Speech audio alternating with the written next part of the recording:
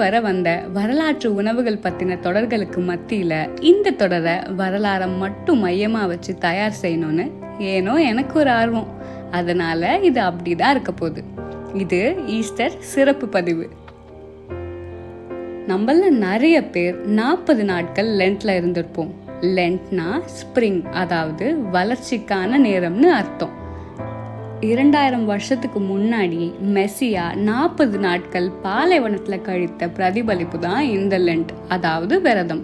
இது மெசியா ஜெருசலம்ன்ற ஊருக்கு வந்து 4வது நாள் முடிவடையுது. இந்த வருகைய அந்த நாட்டு மக்கள் பணம் இலைகளை வச்சு வரவேற்றதுனால அது பாம் சண்டேவா கொண்டாடப்படுது.